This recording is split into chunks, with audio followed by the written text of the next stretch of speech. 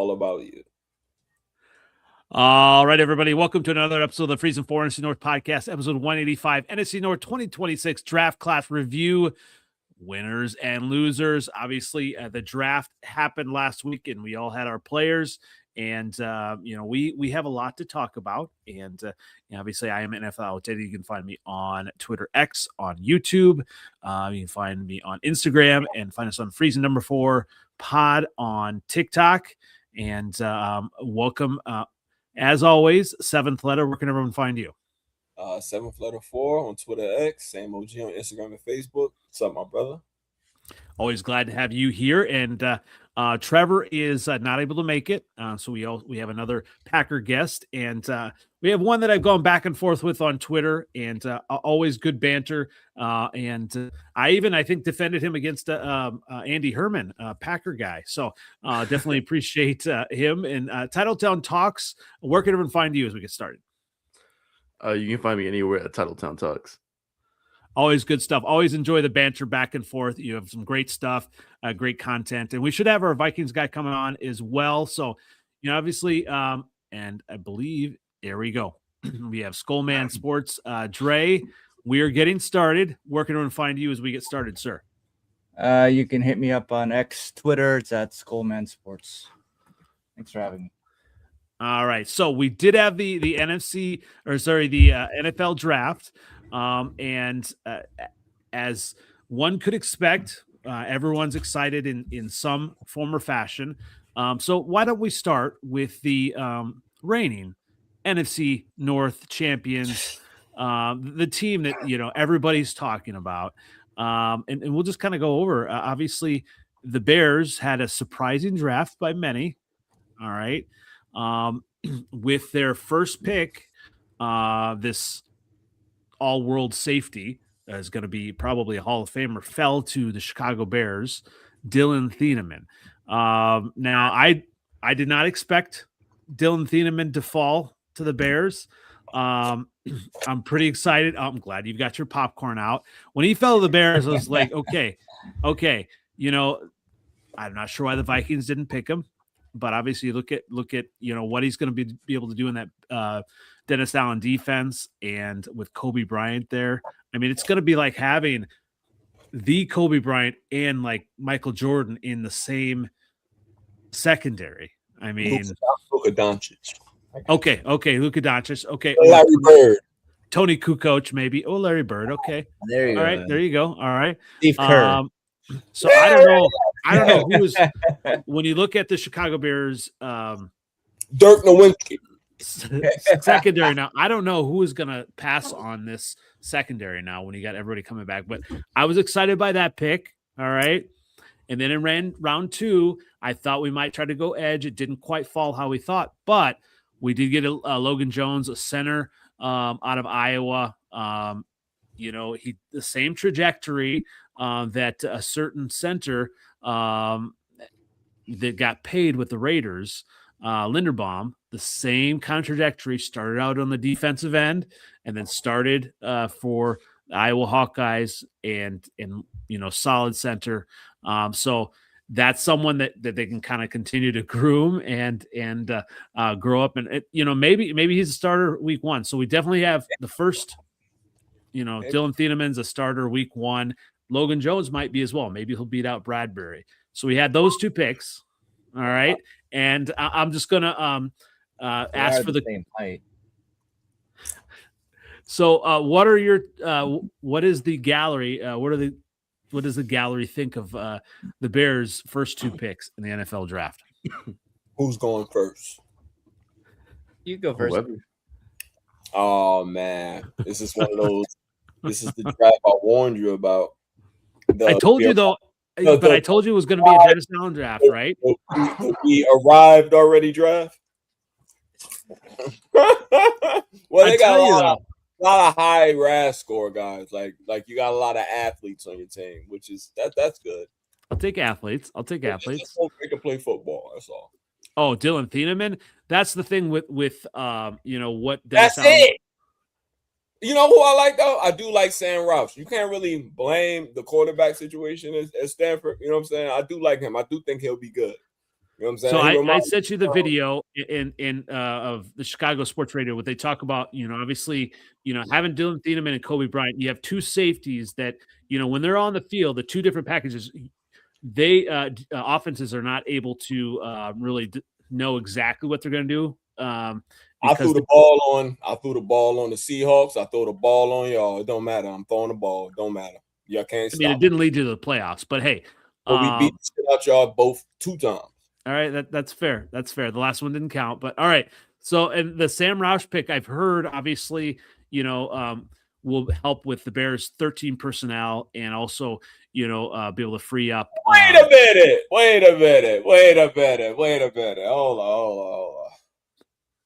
Hold up. All right. The last one didn't count. Which one didn't you use that same rationale when y'all beat the Packers the last game? Well, the rationale for what? It didn't count because it was the last game. Oh, the Lions game. Yeah, that's fair. I'll let you have that one. You won. I mean, we still are the division champs. I told you I'm recording. Everything is getting done. Every piece of garbage you say is now being clipped for when the season starts. I'm clipping everything from 3 weeks ago to today. You're getting clipped. Make sure you know that. Okay? Oh, I know that. So Titletown episodes because y'all lost a lot of games. So I don't know. That's fair. You said a lot of the bullshit on, but you will be clipped. Titletown Talks. I told you they give me a hard time. So what are your thoughts on the Bears? Are you worried now about the Bears with their first 2 picks here? I honestly think that the Bears had a terrible draft. I mean, one of your number 1 needs was edge rusher, and you guys did nothing to address that. I mean, the safety you guys got, obviously, like, it's a good pick. It's a no-brainer.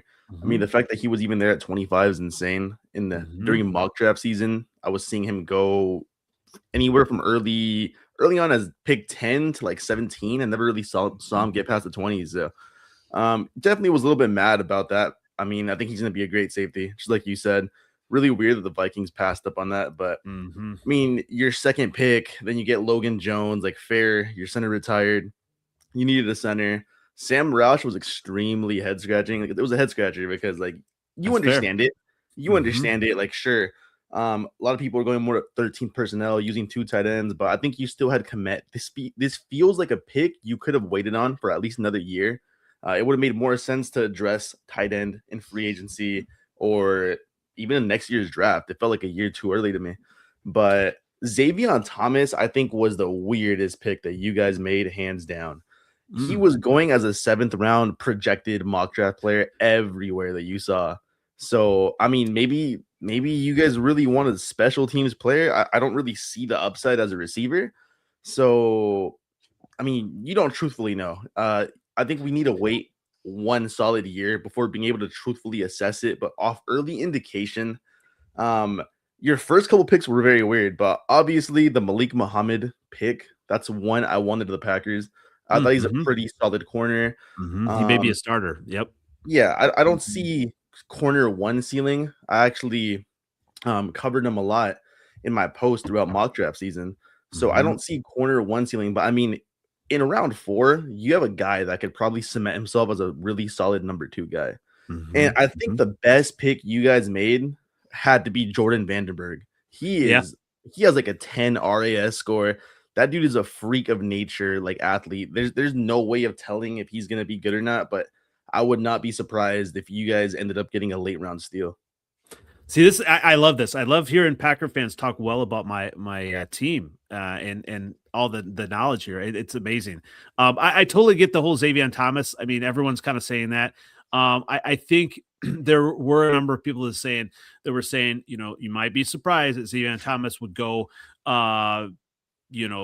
earlier than a lot of people are mocking him. And I think obviously when you get to the mid to late round, picks, you got, teams that have interest in a player, and a lot of people, because of his speed, especially when I look at Ben Johnson, this is really become a trust. I trust Ben Johnson draft. Xavier Thomas, what he can do in that Ben Johnson offense. And obviously if people were mocking him at 7, go ahead and get your guy. Don't wait around. And the one thing I would say about this draft, and you are right that, the biggest need was defensive line and edge rushers, and I think part of it is, things didn't necessarily fall the way we thought it would. And obviously, with Dylan Thieneman being there, you just go up and get the best player available. Maybe it's not a premium position for a lot of teams, but that's, he's going to be able to change some of the things that they're able to do schematically on defense. So, yeah, I agree. I wish we would have gotten an edge. But you kind of I would rather them take Dylan Thieneman than reach on maybe the fifth best edge. You know what I mean? I trust Ben Johnson because in the past, our general managers and leadership have reached for picks. And I think the safety was a great pick for sure, but I think you had multiple chances to address the edge position. I mean, Logan Thomas, I think you guys could have taken an edge round 2. You could have taken an edge in round 3. You guys had 2 third-rounders, and instead of taking an edge rusher, it looks like you guys are just going to rely on the guys that you have now, which I honestly don't think are very good. So in the modern day in the NFL, sure, it's important to have a good pass defense. And I mean, even with the Packers right now, I mean, we have McKinney, we have Evan Williams, so we have 2 of the best safeties, probably in the NFL. Where we fall short a little bit was the cornerbacks. But honestly, I think the most important position now, in the modern NFL, defensive wise, is a pass rush. You will die really quickly in the league if you cannot get to the quarterback. And I think that's how it's transitioning nowadays. So I feel like you guys do have a great pass defense on paper, but it almost doesn't matter if the quarterback is just gonna have basically all day to throw. Well, that's the thing. And so kind of what I'm hearing as well is that, you look at Shamar, in Shamar Turner, I believe, evidently he, has excelled, at being a D end as well. And so I think with how much money they put on to those positions, they're going to go with Dio. They're going to go with the players that they have who will probably be off the books at, after 2026, so 2027, maybe even more of a restart on that. But yeah, I agree. That was probably the most frustrating thing I think for most Bears fans is that we see it as a need and we see it as a, gaping hole. But evidently, I mean, the plan is that they're going to coach him up. Obviously, we've talked about this 7th letter. When you have good coaches like the Bears have, you got to coach them up. Where's your popcorn? You got your popcorn? All right. But yeah, obviously, that's the thing. So, I mean, here's the thing, no team, has all positions that are the top. So obviously they're going to have to, do what maybe some other defensive coordinators do and kind of scheme to, obviously get around that and maybe find maybe Sweat has, continues to have a better year and Booker as well. So yeah, I agree. Okay. All right. Well, let's go ahead. Let's move on. Obviously we talked about those Vikings. So, all right, let's go ahead. Dre, that Caleb Banks pick, talk about, that pick, pass on Thieneman and some of these other picks that happened for the Vikings. I mean, I was surprised by it. Don't get me wrong, especially with Thieneman there. I think that they should have, arguably they should have. I think if anything, with Flores not wanting him, I think maybe he had some inside track on Harrison Smith not retiring, even though it seems like it. I don't know. I will say I trust Flores more than anything when it comes to the defense. So Banks is a huge dude. He's a big defensive tackle. I mean, raw talent, and he has injuries obviously on his foot that I've been reading about, but he's a big guy.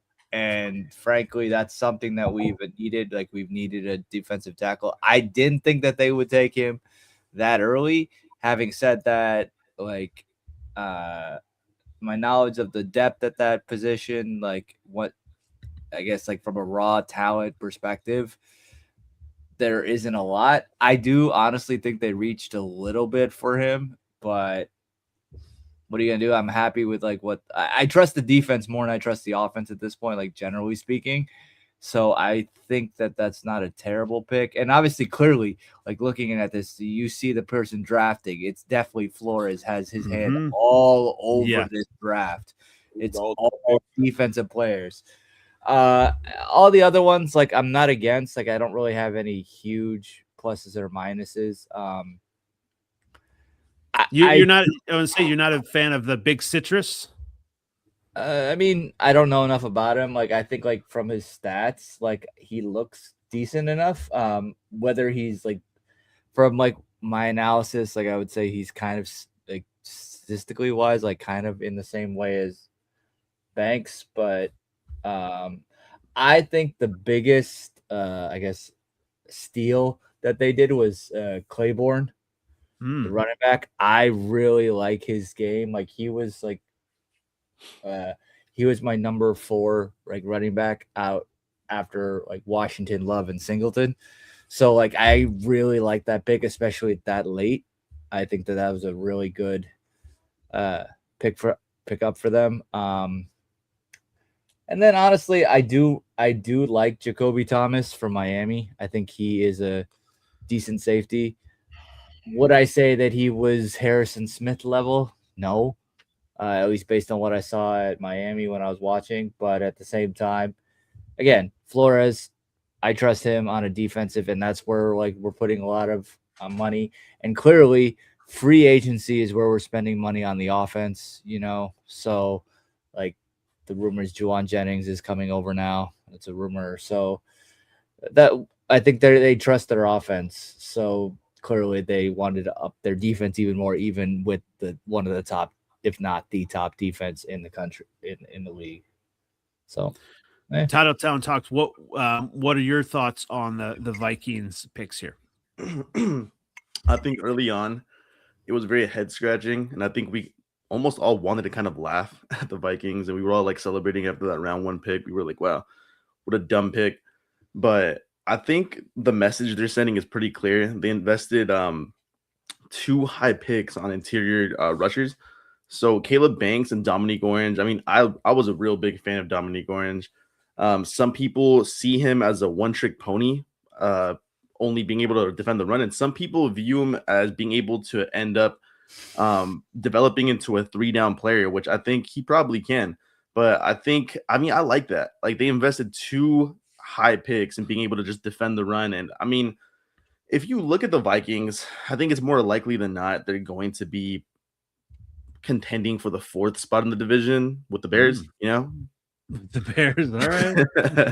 I think they're going to be right there. I mean, you just look at the roster and you don't think it's as competitive as some of the other teams, the NFC North. So, I mean, you know, respectfully, I think they're going to be probably the favorites to finish last in the NFC North. But I actually agree a lot with what he said about Claiborne. I think Claiborne was kind of a steal. He's a little bit of a smaller running back, but he has 4.3 speed. So I think that you could bring in another guy and just split the workload. But he's a guy that could, you know, be a home run hitter every now and then. So I think that was a really good value. Charles Demings, I did a lot of research on because he was very rumored to the Packers, and I think he's actually a really solid corner. I think they got value there. And you got to think about it as like a multi-year project. I mean, I don't think they're contending. I think they know they're not contending. So I think they're just investing towards the future. And right now, they got some good D tackles. They got some good depth. So I think it was a solid draft. Not gonna lie. Yeah, I was kind of surprised to see the fullback there, Max Bredesen. Obviously, he went to Michigan, but he actually is out of Heartland, Wisconsin. So he is Wisconsin bred there. But it was interesting to see a fullback. I don't know how many teams actually use a fullback anymore, but obviously Vikings do. Yeah, because they had Ham, and then he obviously retired this past year, so they want to replace him. And obviously, like the tight end position, I said this like last week that it's a kind of you got the top like maybe 3 in the draft, maybe I would definitely say top 2, and then it kind of just drops off significantly. So if And from what I've read about Bredson, like, I mean, he has a lot of, or Bredesen, he has talent. So, and they just need honestly, for a fullback, you just need to be able to block really well. That's the main thing. And if you can catch, great. And if you can like be a powerful like runner on short downs, great. But the main thing is blocking, and especially if they want a good throw, you need to block. So, and I don't know if I mean, obviously this is down the road. I don't know if I agree with Titletown Talks thoughts. I'm starting to kind of turn the direction on the Vikings, and maybe they could be a surprise team with Kyler Murray. Who knows? But be that as it may, we'll get there eventually. All right, let's go ahead and all right, seventh letter, your Lions. I mean, did they win the draft here? I don't think this is a good draft at all. I was like Blake Miller, offensive tackle. I mean, obviously you address the need there. Plug and play. I mean, you got Derek Moore edge, so you got some positions that fill a need. So, any particular kind of affinity towards any of them? Not really. Not really. Like, I mean, I want to stop the run again. Derek Moore, you know what I mean? He's a power rusher, so hopefully he can stand up against the run. Jimmy Rodler, I like the way he play. Hopefully, again, like just the run. I want to be able to stop the run again. That's all. Like once we weren't able to stop the run, I knew it was going to be a long year. So addressing that and addressing again, I know everybody they like the pass rushers and getting to the quarterback. Yes, definitely. But I do believe if the team is one dimensional and they pass and they can't run, I think that makes them one dimensional, which makes them easier to beat. I more so believe in pressure from the inside than the outside. We have Aiden Hutchinson. We have hopefully we can get Aleem McNeil back at 100% to get some type of interior pressure. I mean, as inconsistent as he is, he does give a little bit. Hopefully Tyleek Williams will come along this year and give some of that push in there too. So I just want to shore up my defense. I don't need the top 5 defense. I got a good offense. I can score. I just need to get off the field.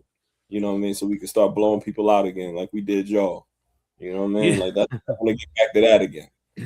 So it was an eye draft. We did get some needs. Of course, Brad Holmes got to pick a receiver. That's fine. I would have liked a guard somewhere in there, but I'm content. I'll say that. I'm content. It was back to the drawing board again. It wasn't the strongest draft ever. I mean, it was very top heavy. A lot of depth there, but like nobody that, really jumped out to me like that. Other than the top 15, 20 picks, you know what I mean? In like fantasy football, and where you start a fantasy football draft and then someone's in right away for the first pick, and then they kind of put it on auto draft. I almost felt like the Lions did that for rounds 2 and 4, both Michigan picks. They're like, okay, well, I guess we scouted Michigan people, so let's just put on an auto draft, and whoever's close by, we'll just do the Michigan people.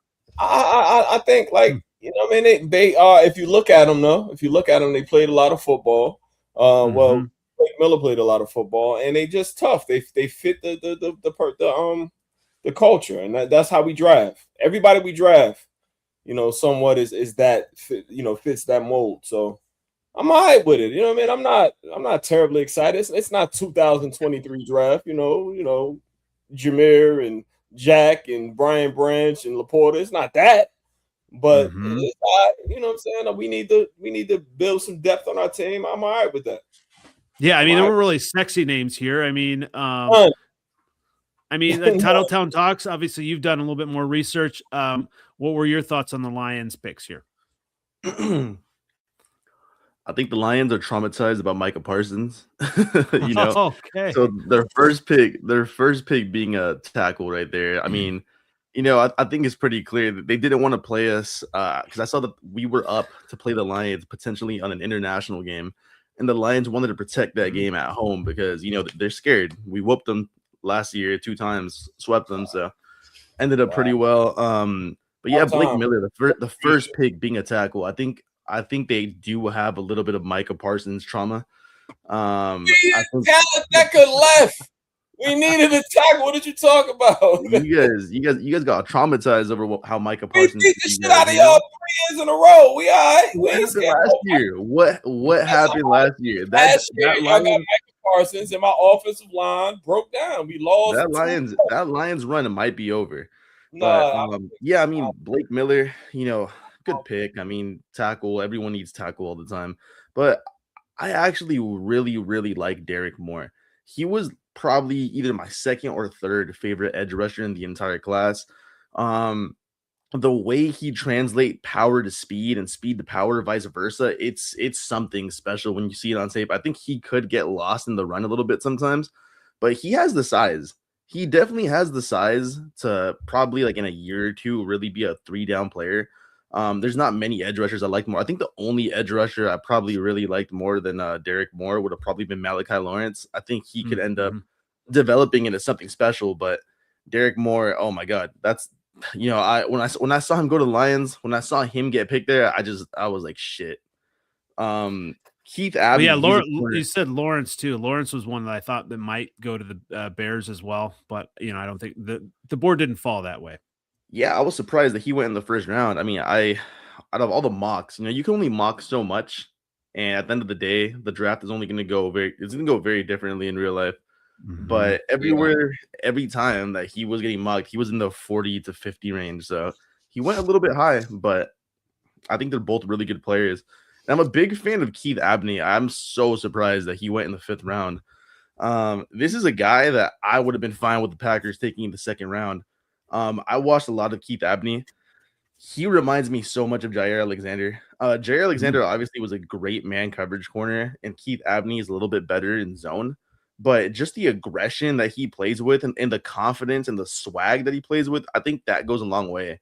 I think playing cornerback, like you have to have some type of arrogance and confidence to play the position. And Keith Abney plays like that. Like his skills, like, they're not on par. Like the talent level is not there of Jair Alexander, but I'm talking about like just that motor, that internal drive that they have. He could be a fun guy. Like if they get him some reps and they let him develop a little bit, I think Keith Abney could be a corner that actually gets significant playing time eventually for the Lions. So I think it's a pretty solid draft class. I mean, they got 2 guys I really wanted. So it kind of sucks that they're going to be Lions, but it is what it is now. Obviously, Joseph has a great point here. Grading draft picks at this point, it's like guessing strength of schedule. Obviously, but you kind of look at, fits as far as players on teams and, the traits and all of that. And obviously, if you trust the coaching as well. So, obviously, we on the outside, we don't coach. We're not in those rooms. But I think when you look at it's easy to see kind of a roster and say, okay, well, here are the needs. And obviously, we know there's certain, positions that they're, are just going to be premium positions. Obviously, corners, one of them, and edge, those positions are going to be important, I think, every year. We'll be all right, man. We'll be back. We'll be back. I need to get off the field on 3rd down. That's it. And we'll be all right. All right. Speaking of all right, will they be all right? Will they ever kind of like, win the division again? The rest of our teams have won divisions.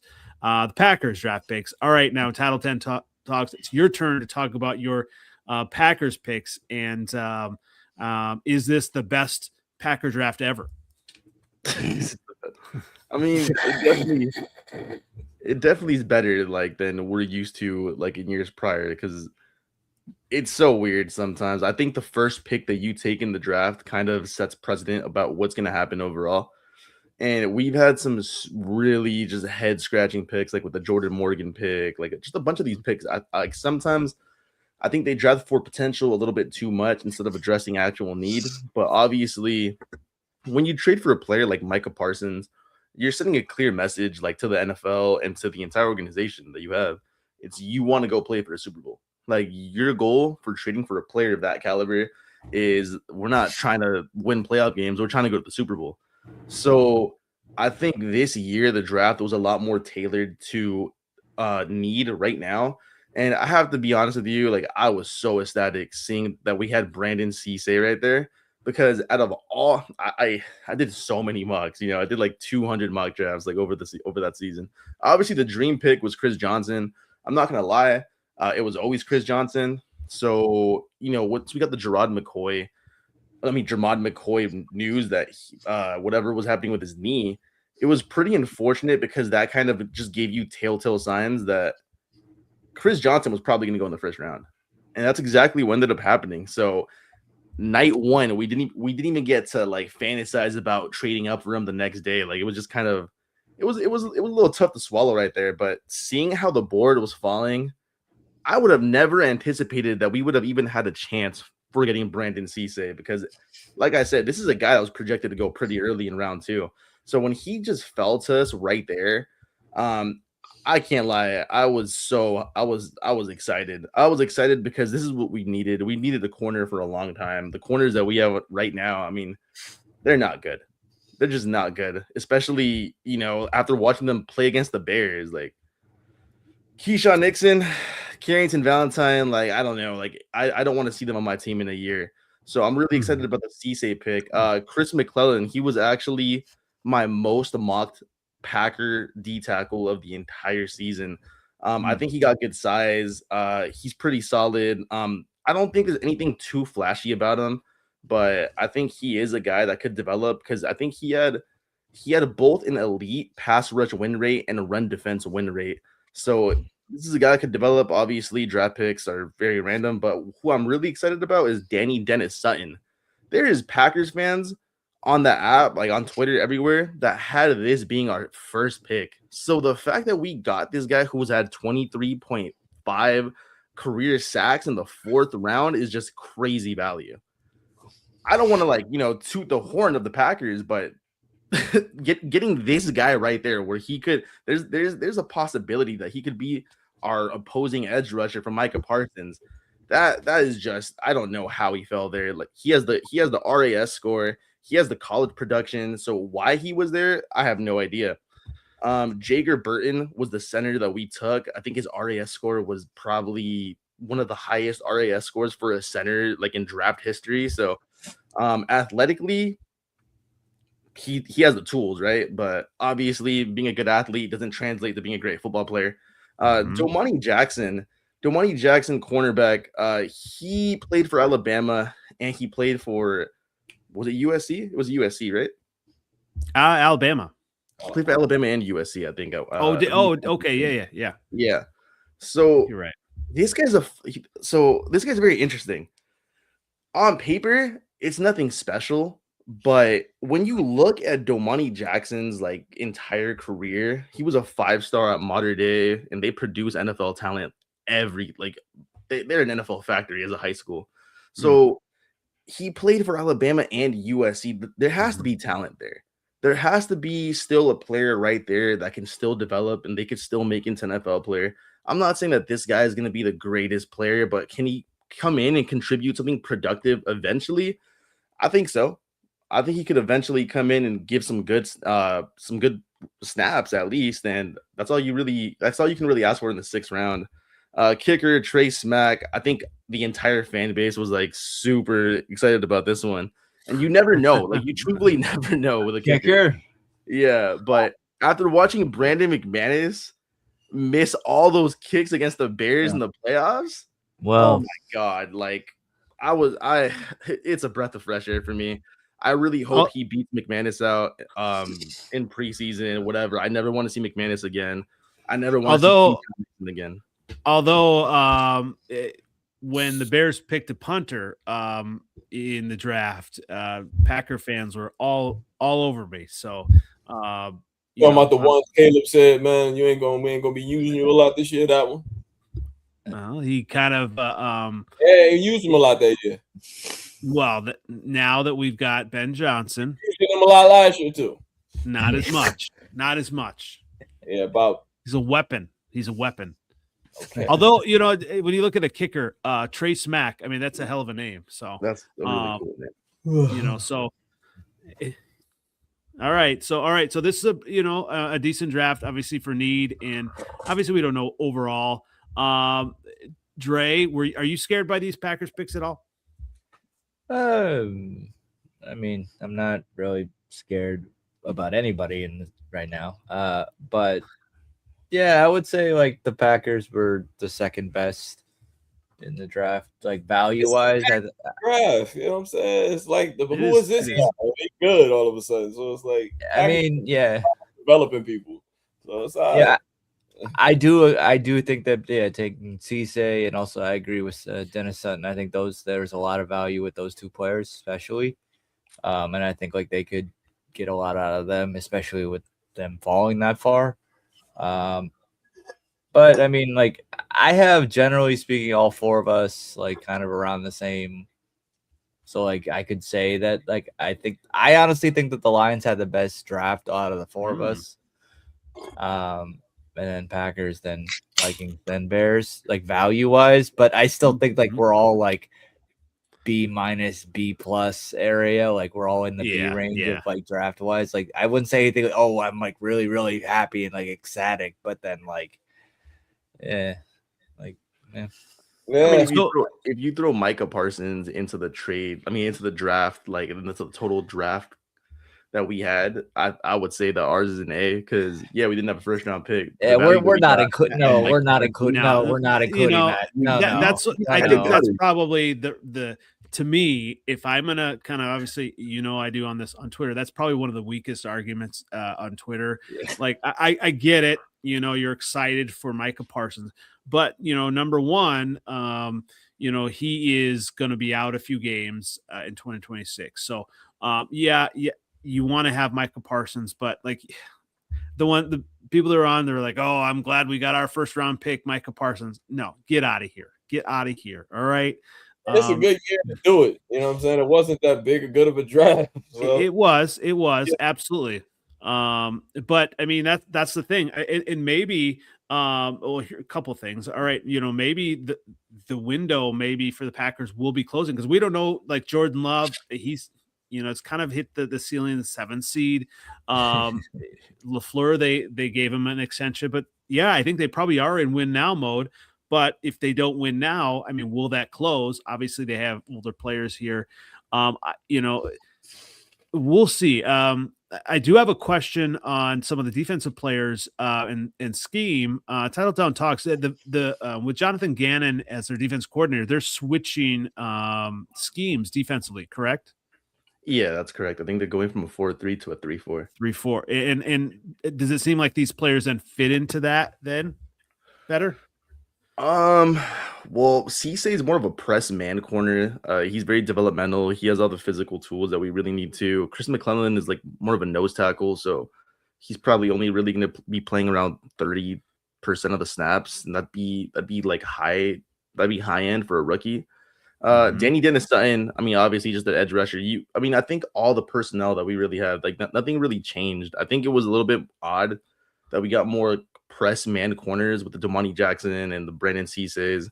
I thought we would have leaned a little bit more towards like some zone coverage corners, but I don't think it does too much of a difference. I think something that's a little bit interesting is that we've transitioned into more speed finesse rushers than power rushers. Like for the last 15 years, really, like we've just gotten like some big 6'5", 280 rushers, so it's a little bit different. Micah Parsons is more of a finesse rusher. The rookies that we took last year, like Sorrell, Colin Oliver, like they win more with finesse and speed off the edge. So I'm a little bit curious about how it's going to work. I think Lucas Van Ness is the only person that we have right now on that D line that really wins with a little bit more of a mix of power. But it was a little bit interesting. We did have some interesting decisions corner wise. All right, so let's go. I want to have one more question for each team, then kind of going back at. Obviously, the draft is over. We got the players.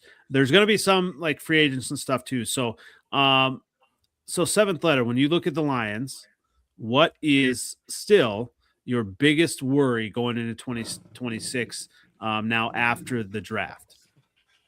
Guard. Okay, so Guard. yeah, Guard. so you're still a little bit worried about that. Left guard, yeah. I am. I want somebody to dominate next to Penei Sewell, because we moving him over to the left probably.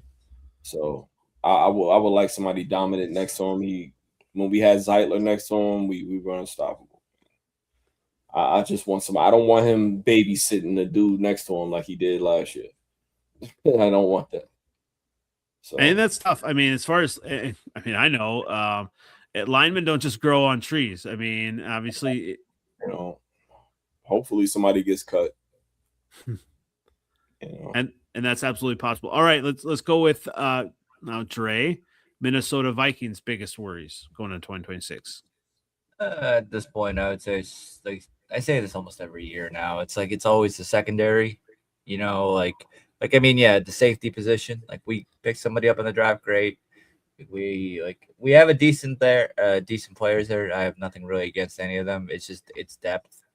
Hopefully there's somebody else we can pick up in free agency. I'm not really sure.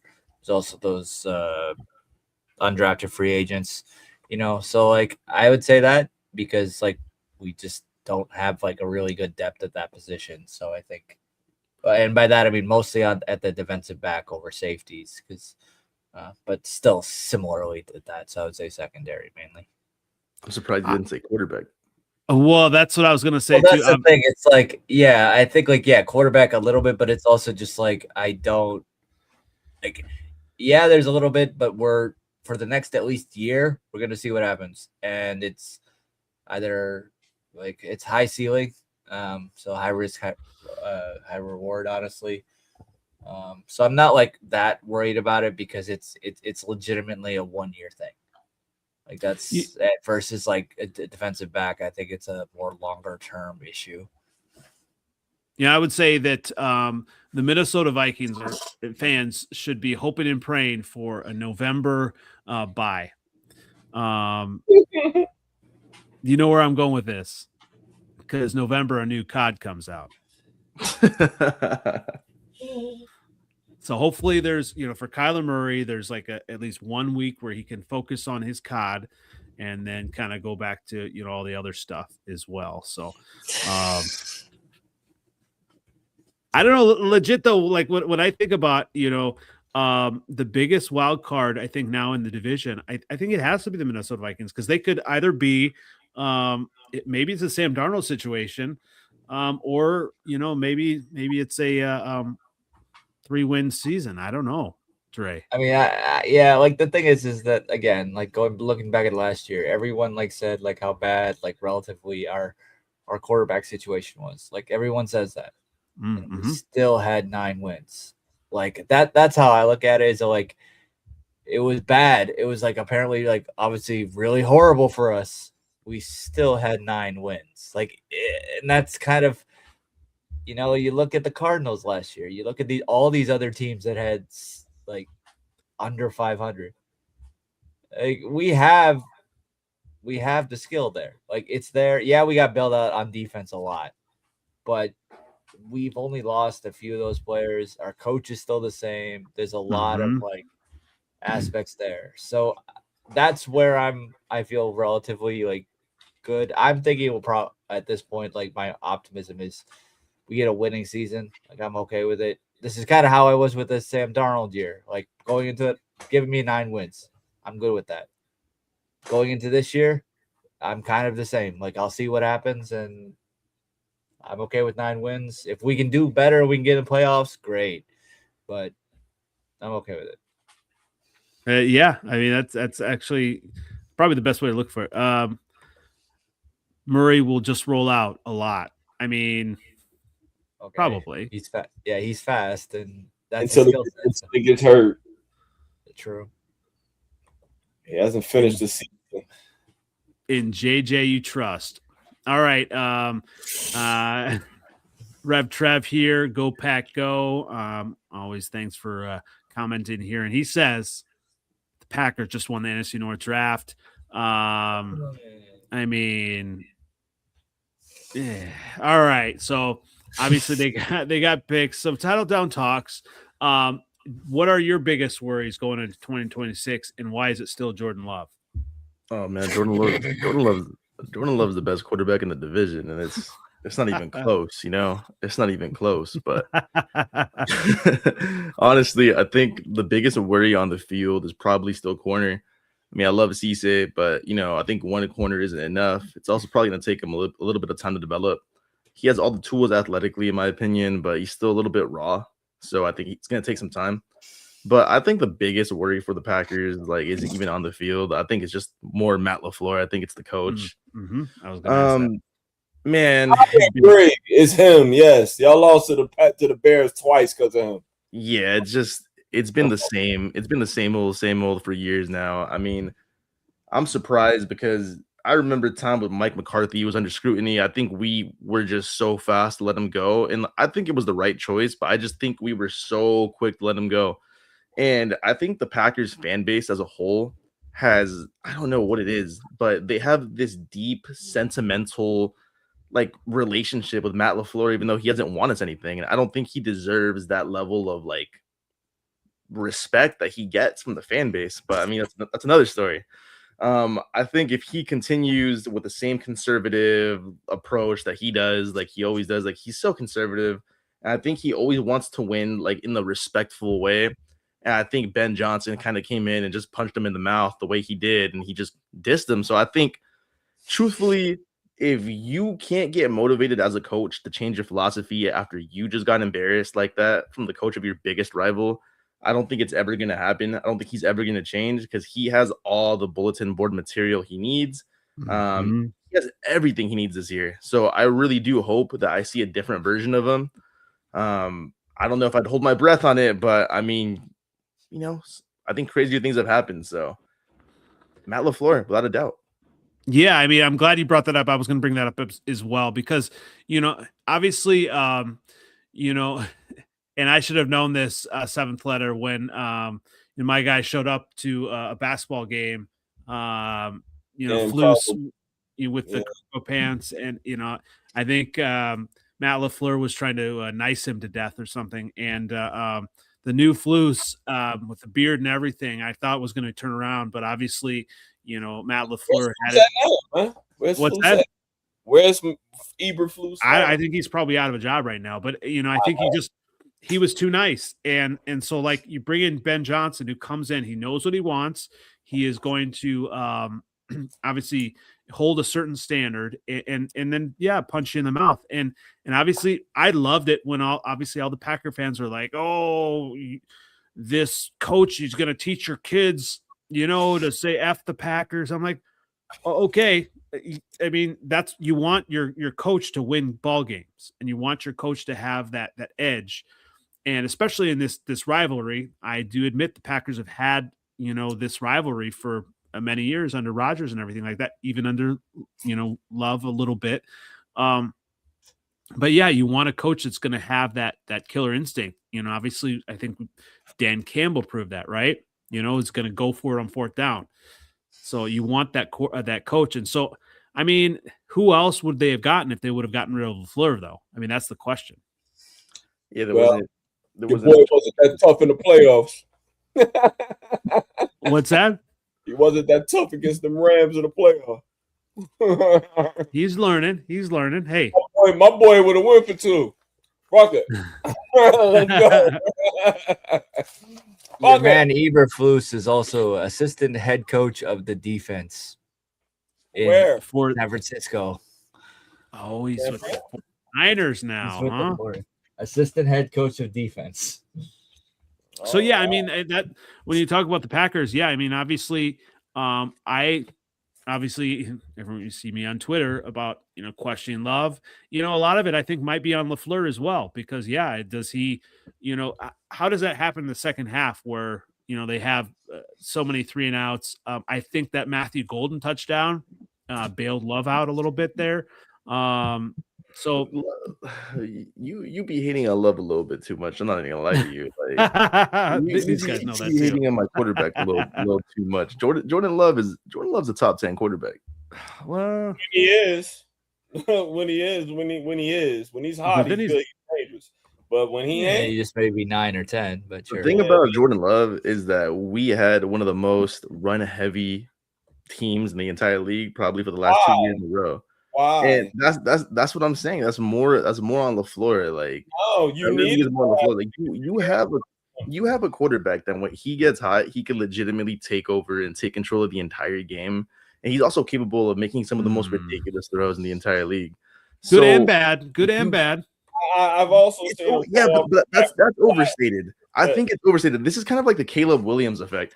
When Jordan Love throws an interception, it's like a lot of the times it looks terrible. It looks just flat out awful. But it's the same thing with Caleb Williams. Like sometimes, absolutely, sometimes he's 100%. Making that ridiculous, out of thin air throw, and you're like, holy shit. And then you look at the stats of the game, and he had like a touchdown and 3 interceptions. So he has. I totally get that. Absolutely. So here's the thing under Ben Johnson, and everybody's doing the completion percentage and everything and looking at that. But living in Wisconsin, I watch Bears games and all Packer games. And so I've had a chance to see, obviously, throughout this first year with Ben Johnson, Caleb Williams, a lot of his throws are out of bounds, or he cut down on the sacks and interceptions. And he did that in 1 year. And so as a second-year quarterback in obviously the first-year system, Jordan Love, and I get I've watched some of these throws. Some of them are fantastic. He threads the needle. He's right there. But some of them are just like overthrows and like what's going on. Or that one versus the Panthers, like he threw it right to the guy. Like what are you doing? So, or even there're just times where he in the moment, like even that last pass versus the Bears, like he's like waving like a madman. And I get like you're a Packer fan, you want to cheer for your guy. But like he was like peeing down his leg, like he didn't know what to do in the moment. And so which moment?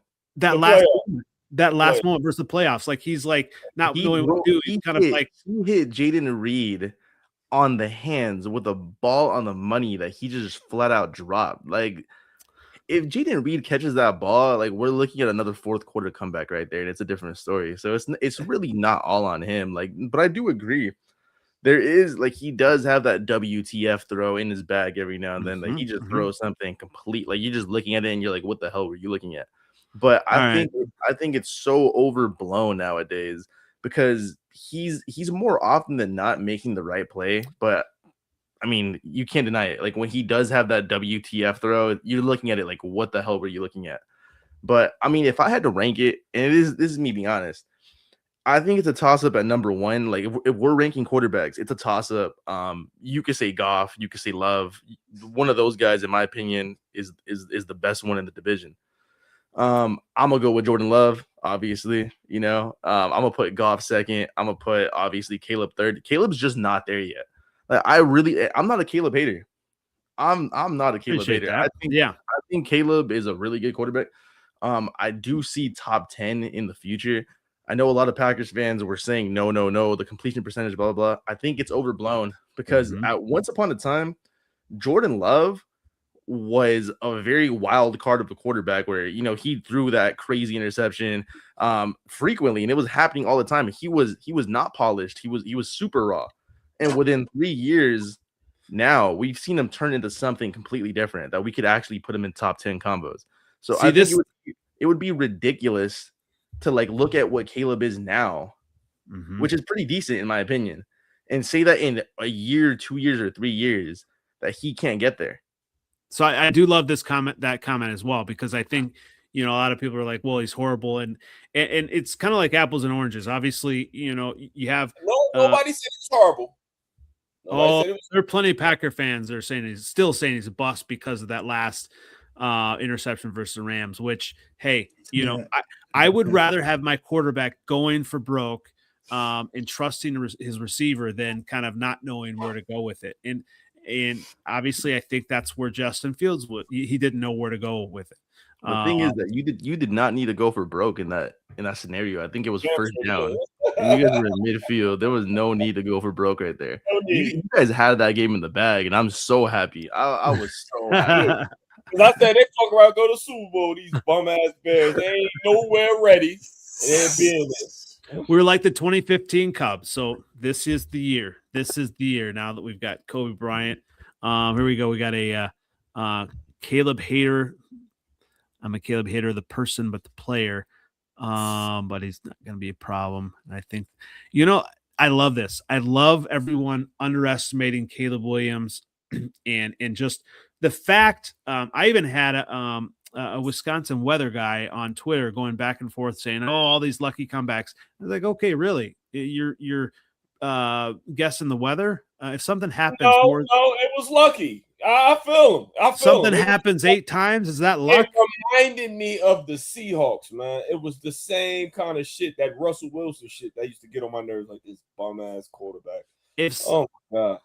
If something happens 8 times, it's not a bust. Number one, the coach is putting you in the right position to make those plays, which obviously Eberflus could not do. Number two, you have a quarterback who, in the moment, will take control of that moment. And I was watching a documentary, and I did this. I put this on Twitter as well.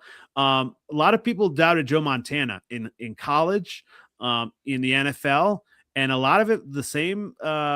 Everything was similar to kind of what Caleb's going through. Nobody.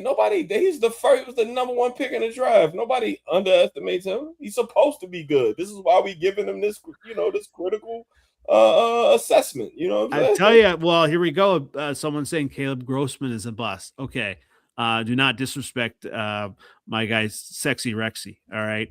Bum. He was a bum, actually.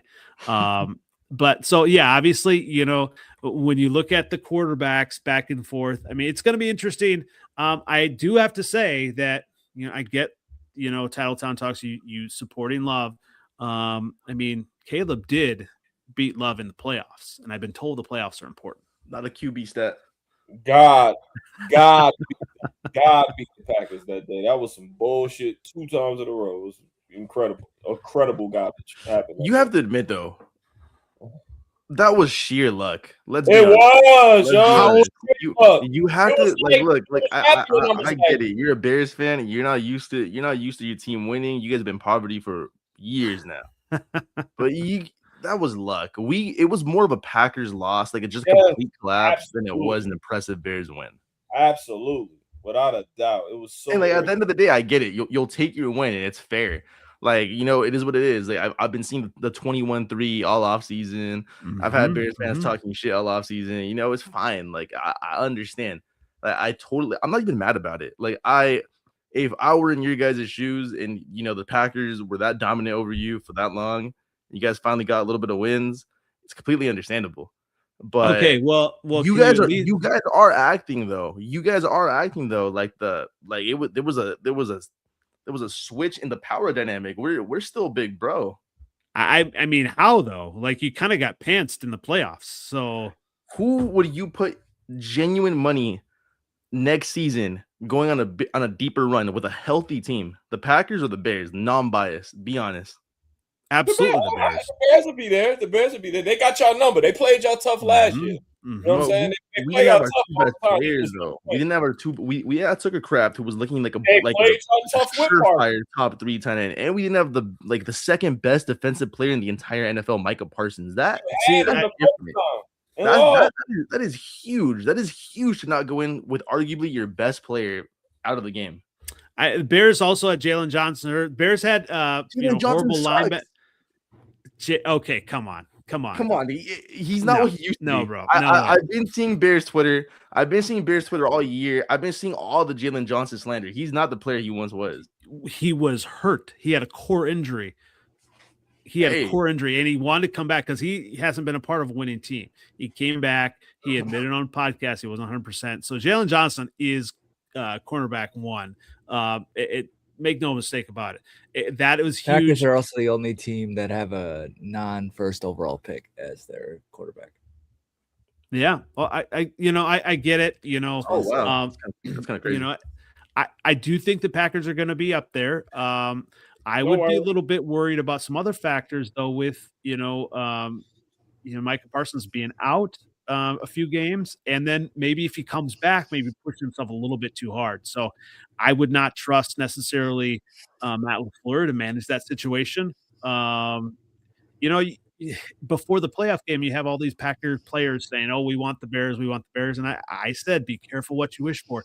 You don't want players doing that, and to me, that means Matt LaFleur does not have a command of the locker room. So that's they were backing it up, though. I'm not even gonna lie to you. They were smacking y'all, but dude, I don't know. Like it's been a thing. And I honestly, like, there's some type of voodoo or curse that has been happening to us for years now because it's the same story every single time. It's actually insane. I think it's genuinely insane that this doesn't happen to any other franchise. You could, like Packers fans get uncomfortable during a certain lead, any lead, if I'm being honest with you, in the playoffs, because we've seen it so many times. We have seen it so many times where it just starts going the wrong way, and the Packers just lay down. They accept it. They just accept it. They don't. There's no player that just puts an end to it right there. Like, it's gone far enough. Like, let's gain back control. It's a snowball effect that just keeps going and going and going into another heartbreaker, and it's just crazy. But that's what I would say. Obviously, you're going to be talking about Micah being out and coming back, and who has the better chance in 2026. I mean, I still think there are questions like who's really going to take control of that locker room as far as players. You had a lot of players, solid players that left, right? And is Jordan Love the type of quarterback that's going to be the rah-rah quarterback? Obviously, he's not an Aaron Rodgers type. Caleb, he's not a Caleb type that's going to be kind of that type of thing. Maybe he's not even a Jared Goff type. So, or he's definitely not a JJ McCarthy. Caleb is better? No. Of course, I think so, but no. As far as going to be like fiery and stuff like that, he just seems to be. He's almost a little bit too laid back in the moment. Yeah, I mean, I think that's kind of a good trait to actually have in the moment, to just be more laid back, because you don't want to be a panicky player that feels the moment a little bit too much. I actually like it. I like that part of Love's game, but I really just think.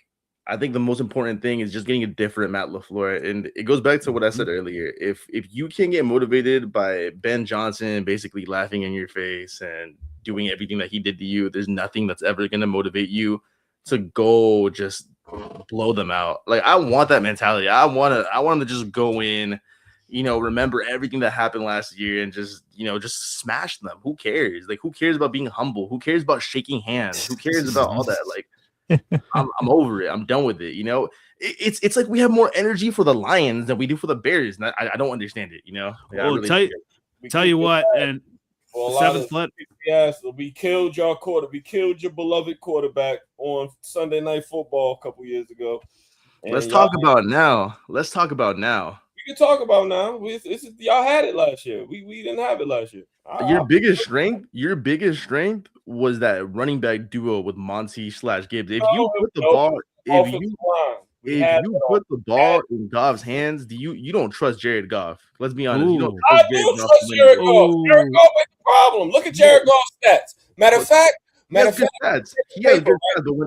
In the moment, he's not that guy. You're bugging. He did beat the Packers in the moment a few times. A lot of times. He beat the Packers more than you beat us with him. We beat y'all with Jared Goff more than Jordan Love beat Jared Goff. But now that we have Micah, though, it's the difference. Micah is not the. You got us. He's on the defense. Micah didn't even sack. What do you mean? Micah didn't even sack Caleb Williams. So we was the first game he played. We didn't know how y'all. He sacked the Jared Goff though. He sacked Jared Goff. We didn't know how y'all was going to use him. I know, like, we didn't know what was happening in the second game when everybody was hurt. We played y'all better. I'm not worried. Still got whooped. Huh? You guys still got whooped on Thanksgiving. When we played y'all on Thanksgiving, we didn't get whooped on Thanksgiving. Y'all got whooped on Thanksgiving. Huh? You got whooped on Thanksgiving. I did not get whooped on Thanksgiving. You guys got whooped on Thanksgiving. If we would have got the ball back, we would have tied it up. What is you talking about? That's at the end of the day. Get the brooms. Get the brooms. All I'm saying is the NFC North better get ready for that sweep again too. Vikings swept, Lions swept, Bears swept. What do you? No, we did not. You did not sweep us. First off, No, I know we didn't sweep you, but I'm saying this year we could have swept you. Let's be honest, we could have swept you, but we had the entire all the backups were in the game. That was your choice. No, I know. That was the choice, but I don't think the Vikings caused as much trouble last year. Defense. Yeah, So we beat every single person here. Yeah, it was a headache. Yeah, we're a headache. It wasn't too tough for the Packers. I appreciate the bravado. Obviously, I have it every day on Twitter. Better get packing that cheese. Oh, we're gonna see him. Obviously, this is the time of year everybody has optimism. Even the Vikings have optimism this time of year. Yeah. Well, this has been a great episode. Definitely appreciate all of the comments and all of the thoughts on the draft. So, glad to have you, Titletown Talks. We'll have to have you back again. Appreciate all of your stuff. Great stuff on the draft. Where can everyone find you as we close out? You guys can find me at Titletown Talks. Thank you guys for having me. It's a pleasure. Absolutely. Definitely like and subscribe. Lots of great stuff there as well. And Dre, where can everyone find you? You can hit me up on X Twitter. It's at Skullman Sports. Thanks for having me. I always love to be on. So, all right, 7th letter. Where can everyone find you, sir? 7th letter 4, Twitter X, same OG, Instagram, Facebook. Good to be with you guys. I absolutely knew that the golf slander would get you going. So welcome back. I don't understand it. I just don't understand it. If you look at the stats, I don't even understand it. Nobody's thrown more touchdowns. Nobody's thrown more yards in this division. Nobody's had more wins in this division. I don't get it. I just don't understand. No one's choked more either. Who choked? Ooh. Goff. Love does choke too. So all right. I mean, he has choked, but I mean, Goff's a pro. Goff ain't choked. When did it choke? I don't know what you're talking about. You guys were up in the championship like that, bro. He choked. Shut up. Against in the championship game. He didn't have nothing to do with that. He had Jahmyr Gibbs fumbled. Brian Reynolds, who never drops the ball, dropped 2. He dropped the 4th down conversion, and he dropped the 3rd down conversion. And then the weird guy that we got from the Bears practice squad let the nigga catch the ball. I told you about him. I was there. Jared Goff had nothing to do with that. Nothing at all. Nothing. And Jordan Love had nothing to do with Jaden Reed's drop either. So he had something to do with that dumbass pump fake throw to the end zone. It all. He choked. You guys gotta watch he talk about my QB. That's the best in the division. Yeah. Didn't he throw a pick against the 49ers before we played the 49ers? Didn't he do that too? We were closer to beating the Niners than you guys were though. So we had them. We was blowing them out. We just was. They had been in a lot of wars. We wasn't ready. Me and you both. We both was young. Mm-hmm. That's true. Hey, you guys got no excuse now, though. It's a new year, and hopefully we'll be a lot more competitive than we were last year, man. That's all I can do. We'll see.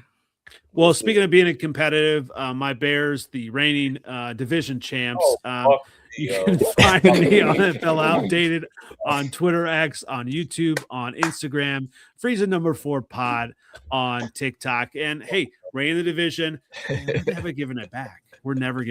Well, I definitely appreciate everyone tuning in. This has been Freezin 4 Pod. We'll catch you again next week. Appreciate all the great stuff. Have a good night, everybody.